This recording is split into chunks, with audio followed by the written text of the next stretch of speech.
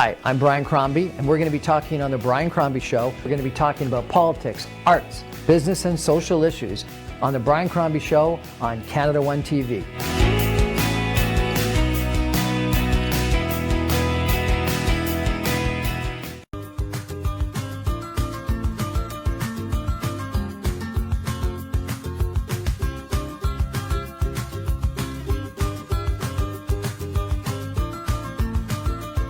Good evening, everyone, and welcome to The Brian Crombie Show on Canada One TV.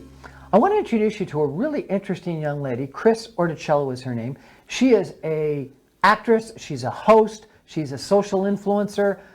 She's seemed to have made an unbelievably interesting business online and at events and in her career.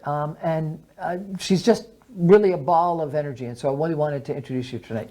Kris, welcome to the show. Thank you so much, Brian. Thank you for having me here. My pleasure. So most recently, I saw that you were out in Vancouver Island. You were promoting a couple of different hotels and limo companies. How does one get a gig like that? Like, my gosh, that's fantastic. It is amazing. A lot of it is just started very organically. I ended up doing some outreach with my company, and we were able to do some promotions for people, and it helped them.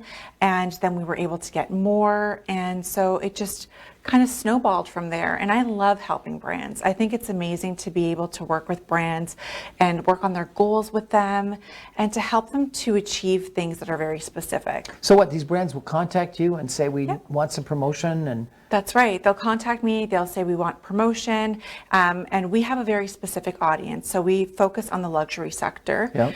And we help them to grow their audience based on our demographic. So our demographic is already built in. We have people that buy luxury things, that watch my social media, that are my followers. So it's already targeted towards them. And we just help them to gain more visibility in order for them to get more profitability. Right. And how'd you get started? You were an actress to start with? Yes, an actress, and kind of shifted during, I guess, like most people pivoting during the whole COVID pandemic. A lot of my focus had to shift over to now doing things from home and helping brands and helping to, host things in a way that just wasn't conventional. Yeah.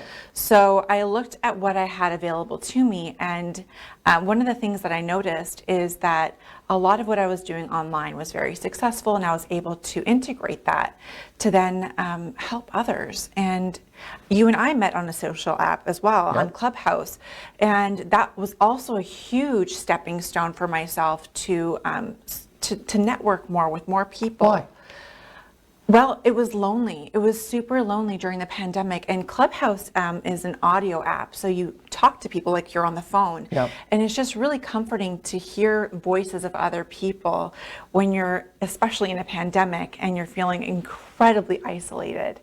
And I've made incredible friends from that app. Really? Just on talking to people? Just talking to people. Really? Just talking to people. That's interesting. Yeah, it's amazing. So what type of acting did you do? I've done mostly television, a little bit of short films as well. Yeah. Yeah. I'm best known, I would say, for my role as Tori Spelling in Broken Famous, as well as Brandi Glanville in Famous Feuds. So I get to play some pretty cool celebrities. Tori Spelling. Yeah. That's kind of fun. That'd be interesting. Yeah. I mean, she really is interesting. She's had a beautiful and interesting life, a lot of ups and downs, and I think that that's kind of what we all like cultivate towards. We want to know how someone has overcome something, how they've gone through something that was very difficult and come out the other side. How'd you get into that? Acting? Yeah, how'd you get into Tori Spelling? Like, that's that was got offered by someone actually, it was interesting. Right after I came back from LA at that time, I got offered a few roles very suddenly, and they were all like Hollywood-based stuff. And I think I just was bringing back LA energy with me. Really? Yeah. So the Tori Spelling thing and the Brandi Glanville thing, they both happened really, really close to each other, and it was just one of those things that my agent submitted me for, and I was right for the role. I auditioned and I got it. Excellent. And how'd you get into acting originally? I was about 7 years old when I first started. 7 years old? Yeah. My parents put me into acting and modeling, and so I took lessons, and I just carried through. And I carried through with the modeling, and I just never quit. And I think that my parents thought at some point she's going to grow out of this, and it just never happened. Fantastic. And now with the social influencing, you're like all over the place. That's the great thing about social influencing, is that you can literally be everywhere and just be in one place. I can be on my couch and be in Italy, and I can be on my couch and be in Vancouver. Now, if someone phones you up with a brand that you don't like, but they're offering you a great deal, I won't do it. And maybe some people will, and that's okay. I know people that I can actually contact them with and that can help them. And I'm always into connecting people. I love to connect people. But if it's not in alignment with my morals or my values or in alignment with my target audience, you won't do it. I won't, because it's not going to help them either. I want to make sure whatever brand I work with, I set up for success. It should be something that they get a lot of benefit from. So if they're not even in my target audience, it's going to be like a fish dead in the water. I want my brands to get great benefit from working with me. And how me. do they, when you get a radio ad or a TV ad or a newspaper ad, you've got some metrics that you can track how successful. Can you track how impactful, how successful your social influencing is? Absolutely. Really? So we have insights, and we share that with the brand as well. So we let them know this is how your ads are doing, or this is how your promotion is doing. We share all of our insights with them, and we let them know what our plans are in advance too. We talk about the creatives that we want to put together in terms of video as well as imagery. Imagery is really, really important, especially with Instagram, which happens to be my hero account. Yep. So your hero account. My hero account, because I have social media and I have good numbers on a lot of platforms, but Instagram is my hero account because it's got the most numbers. So if people want to check you out on Instagram, what's the handle they need to go to? Thank you, Brian. It's at Kris Orticello, and that's it. That's how you can find me pretty much everywhere. At Kris Orticello. Kris Orticello. Now, one of the, I think, really fascinating things about you is not only do you do the social influencing, and you're obviously a successful actor and a host of a bunch of different events and things online as well, but your faith is really important to you, and you post a lot of sort of positive thinking, positive, optimistic outlook posts. And so we're going to take a break, and I want to come back after the messages and ask you a little bit about that, okay? Thank you. Kris Orticello, a actress, a host, a social influencer. And when we come back, as I mentioned, we're going to delve into some of the other things that she really has an objective of getting out through her social media. Stay with us, everybody.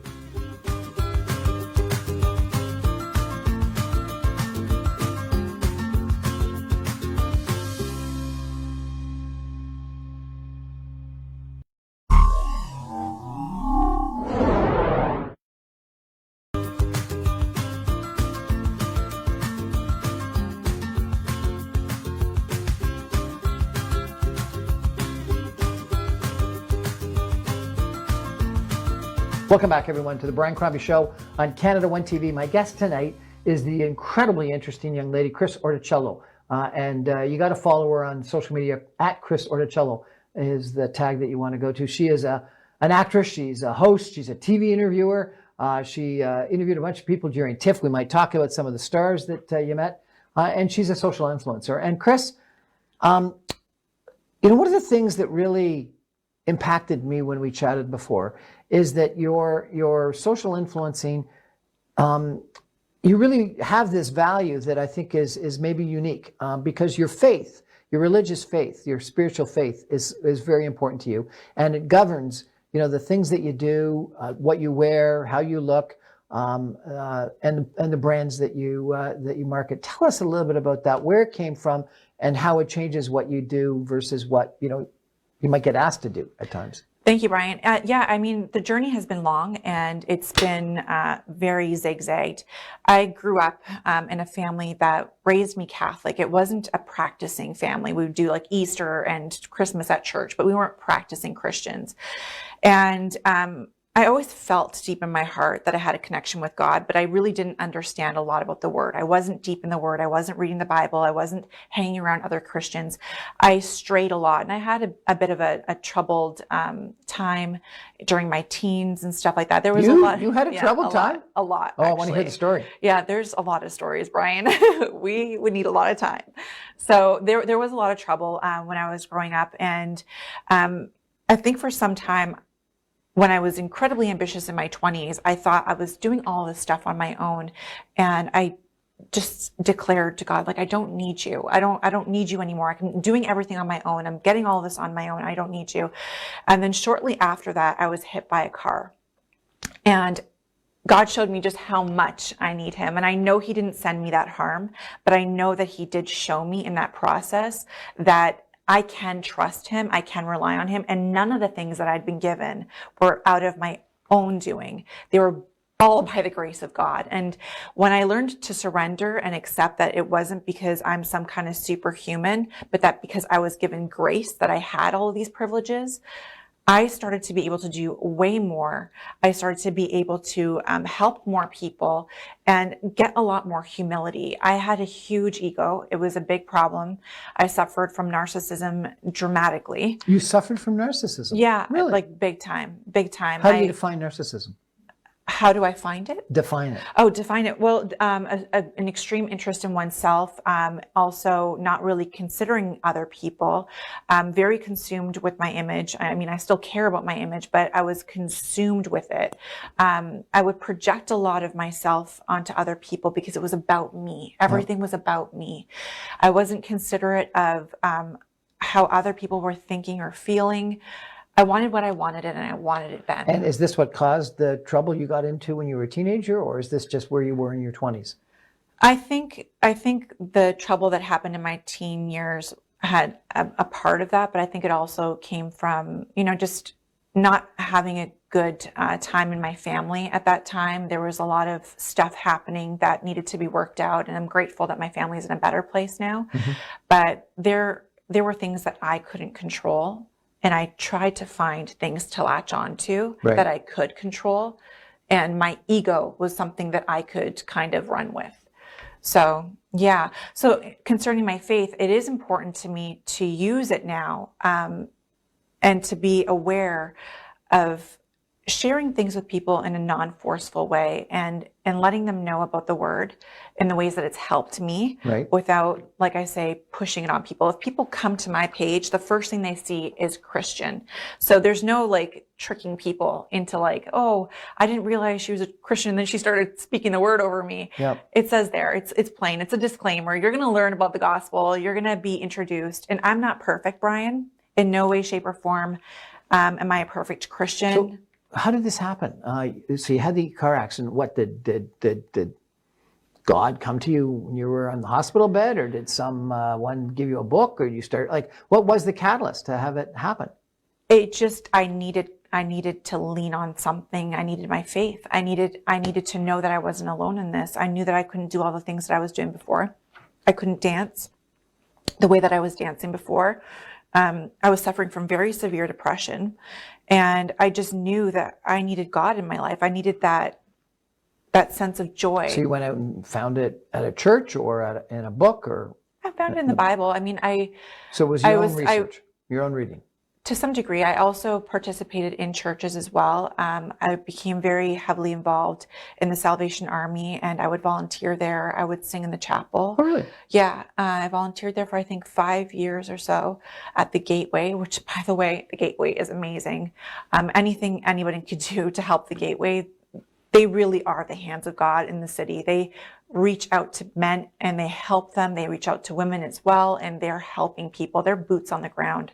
So I did seek, I would go to church, but a lot of it came from my heart. A lot of it came from conversation and relationship with God, not just about this idea or theology. It's about relationship. And so how does it change what you do? You told me that you don't do things where you're revealing a lot of skin.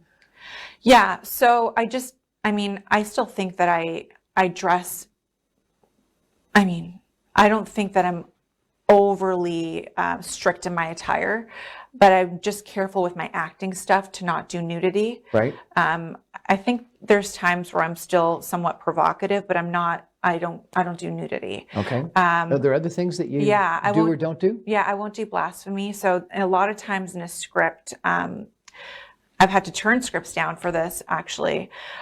It'll say Jesus Christ, but it won't be said in a way that is glorifying the Lord. It'll be used as a curse word, which is blasphemous. So I won't do that either. Really? And you'll give up a job for that? You'll give up a role? Well, I know that my reward is going to be way greater than that one role. My reward is going to be in heaven, and my reward is also going to be here on earth because God's going to see that obedience and he's going to double it. So it's not going to be a loss. Okay. Yeah. What else? Anything else that you? Well, I just don't eat meat because I watched too many PETA videos. You don't eat meat. That's got nothing to do with what's in the Bible. That has nothing to do with the Bible. That just has to do with PETA influencing me. And I also don't eat gluten, but that's just a dietary thing. Okay, so no hamburgers. No hamburgers. Well, no, I do eat veggie burgers. But they've got with no gluten in the bread. Exactly. Gosh, unbelievable. What's the future for Kris Orticello? You know, Brian, if I knew that, I'd probably have a lot less sleepless nights. You know, I think about the future a lot. I think about the things I haven't done, the things that I want to do, but I know that I don't have to worry about it because the person that holds my future is God and I can trust him with it. But I want more. I want more of everything. I want more goodness. I want to help people more. I want to do more acting. I want to do more hosting. I want to do more helping brands. I want to do more loving. I want to love more people as well. And I feel like that's something that I didn't pay enough attention to in my lifetime, is really caring about people. Well, it's interesting that you're so upfront that you say that your ego got the control of you, so much so that you thought you were a narcissist, and that you've gotten over that. And you know, it's one of those things that I'm convinced that you know, it's that trait line, but it's very true about what doesn't kill us makes us stronger. And some people actually think that the tough times in life are blessings, potentially. I'm not going to go that far, that you were blessed by the accident, but there's no question. Yeah. The accident changed you. Absolutely. And so that's great that it changed you in such a positive manner. And I got to tell you that Kris's posts are inspirational. You know, clearly sometimes they're advertising brands, and so that's kind of interesting. But often she does an optimistic or a positive thinking, inspirational posts, and so I really enjoy them. And I recommend you follow Kris Orticello to number one, see a very interesting Canadian actor, host, and social influencer. But then, more importantly, someone who really wants to reach out, touch people, and motivate them to be better people. And that's kind of nice to see on social media today, because there's not a lot of positivity in social media. It's nice to have Kris Orticello as one of them out there. Thanks for joining us tonight. That's our show. Kris Orticello, Brian Crombie on the Brian Crombie Show on Canada 1 TV. Thanks for joining us. Good night, everybody.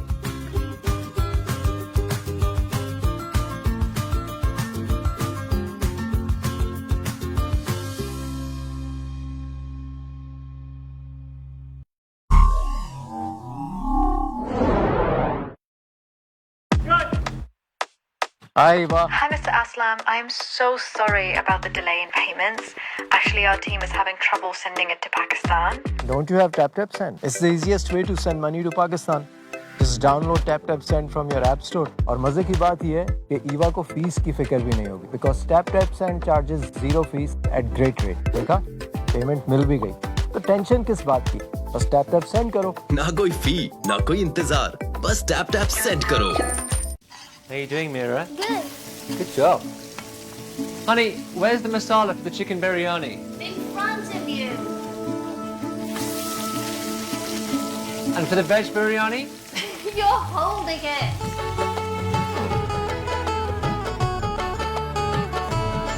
तेल मसाला को बहुत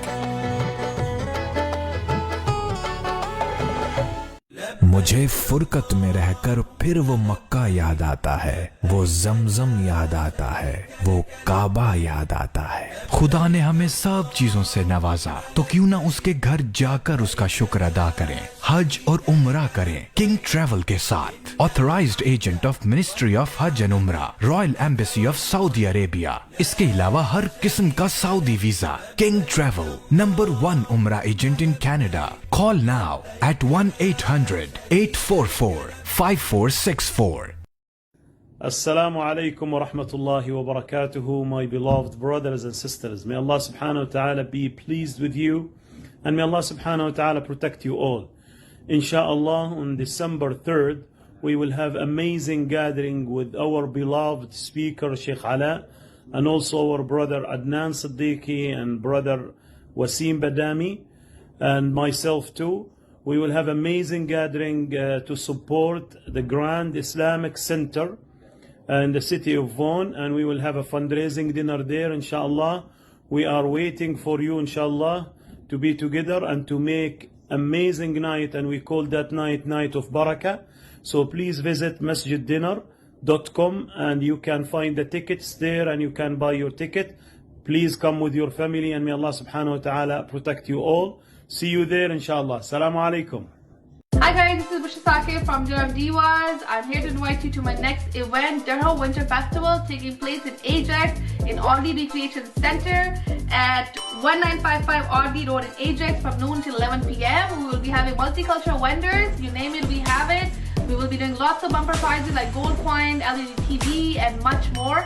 Free henna all day for kids, face painting from 5 to 7, and we will be doing a Durham Winter Festive full decor. You will love it. You come shop around, do holiday shopping with us, and enjoy your time with family and friends. Thank you. And if you want to book your booth with us, make sure to contact me at 647-229-5553. Enjoy the best experience of jewelry shopping with us. Selling and buying of gold and diamond jewelry. We are specialized in all types of precious stone jewelry. We do repairing and cleaning of all types of jewelry. We are Al Noor Jewelers, your best choice. We are located at 7072 Airport Road, Mississauga. Call us at 905-904-0067 or visit our website www.alnoorjewelers.store. Welcome to Skin Desire. Skin Desire Studio and Spa. Achieve the skin you desire with Skin Desire. Experience luxury with state-of-the-art aesthetics treatment in your budget. Be prepared for the most rejuvenating spa experience now within Mississauga. We offer hair removal, medical aesthetic, facials, and so much more.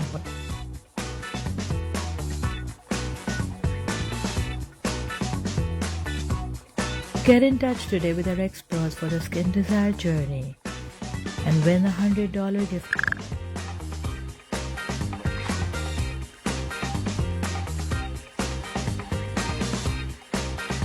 See you soon at Skin Desire at 3525 Odyssey Drive, unit number 48, Mississauga. Phone number 905-569-6006.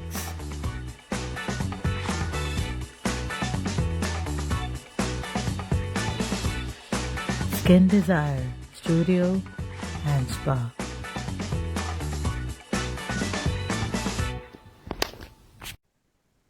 Should I buy investment properties under personal name or under the holding company? That was the question of one of our clients. We helped him to understand pros and cons of each structure and then moved some of his properties under the holding company to reduce his personal taxes. We also set up an insurance policy under the corporation to pay estate taxes if, God forbid, something happens to him. Now he will not only build his wealth most tax effectively, but also preserve that wealth for next generations to come. If you want to eliminate unnecessary taxes and build your wealth and also preserve that wealth for next generation to come, give us a call and we can help. Thank you.